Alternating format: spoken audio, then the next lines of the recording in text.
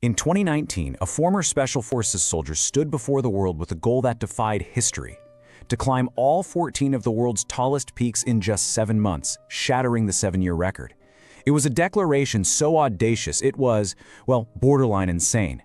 But this isn't just a story about ambition. It's a story about a protocol, a system so powerful it can turn the impossible into a predictable outcome. So let's unpack it. Okay, right out of the gate, we have to reframe how we're thinking about this. When we hear about a feat like this, our minds immediately jump to courage, right? To pure, raw human endurance. And look, Nims Purja has those in spades, but that's not the secret sauce. The real story, the one that changes everything, isn't about facing a mountain with brute force. It's about dismantling it with a system. It's about conquering chaos, not with bravery, but with an ironclad protocol. So let's just wrap our heads around the scale of this challenge. We are talking about the 14 8,000-meter peaks. These are the absolute giants of our planet, all located in what's called the death zone, where the air is so thin your body is literally dying with every single breath. You know, climbing even one of these is a life's achievement for most people. Nims's mission, which he called Project Possible, was to conquer all of them. And here's the kicker. This is the variable that takes the challenge from just monumental to what everyone considered completely impossible: the timeline. He gave himself just 7 months. 7 months to do what the greatest mountaineers in history took nearly 8 years to pull off. I mean, this wasn't just a small improvement. It was a total quantum leap. Let's put that into perspective for a second.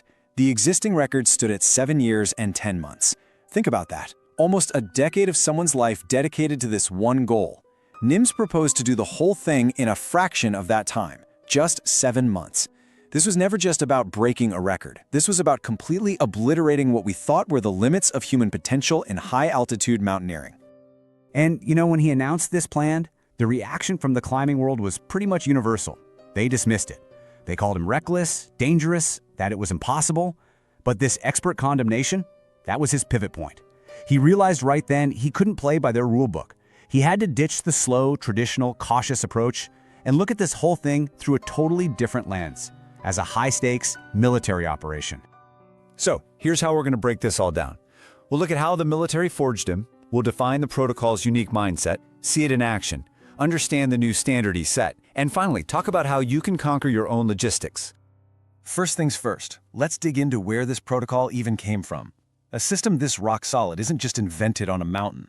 It's forged under immense pressure, long before the first step of any climb is ever taken, in some of the most intense military environments on the entire planet. If you look at his military career, you can see this clear progression. It started with the Gurkhas in the British Army, who are just legendary for their discipline and ferocity.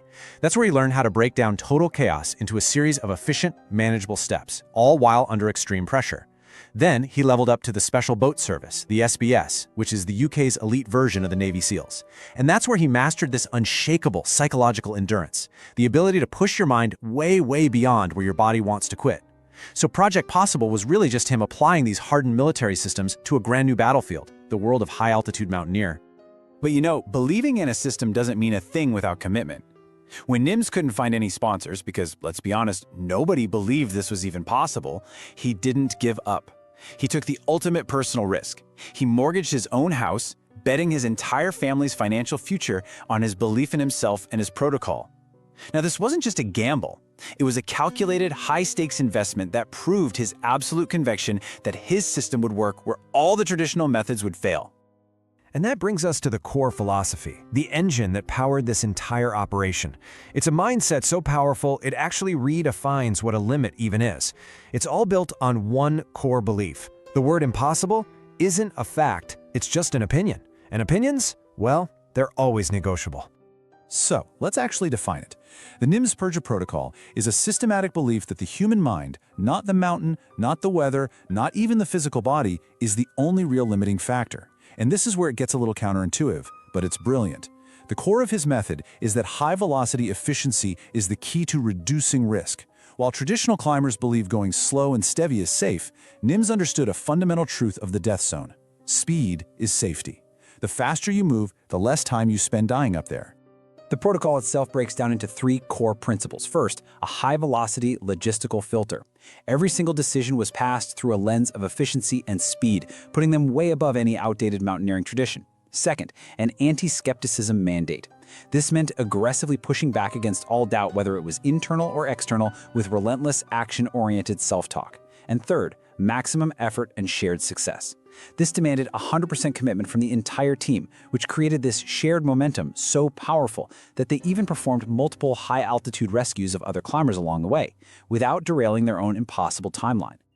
A mindset is powerful, no doubt, but without a system to execute it, it's really just a dream. So let's get into the how. How did he actually translate this philosophy into a real-world, high-stakes operational plan on the most dangerous mountains on Earth? This right here shows you the fundamental clash of ideologies. On one side, you've got the traditional method, a slow, painful war of attrition, spending weeks moving between camps just to acclimatize, waiting for a perfect weather window that might never even show up. Nims Protocol, on the other hand, was like a surgical strike. He called it the High-Altitude Load and Go Protocol. Instead of waiting for weeks, his team used advanced real-time weather data to pinpoint these super precise, short assault windows.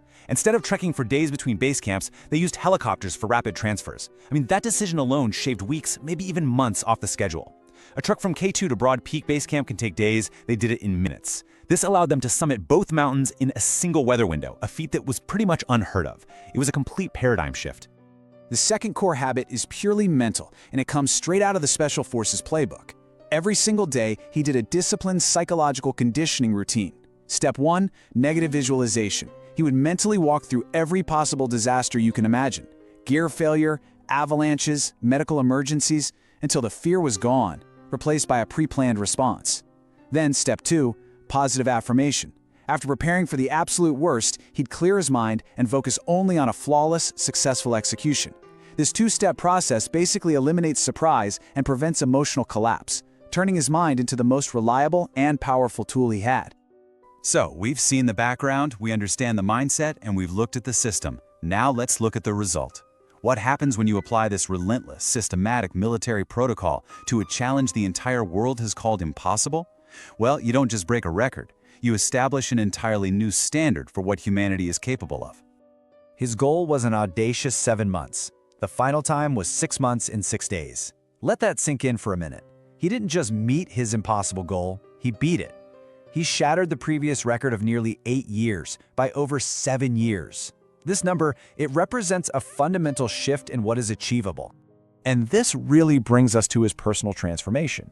I mean, he started this journey as a recently retired, financially strained ex-soldier who had to put his family's home on the line.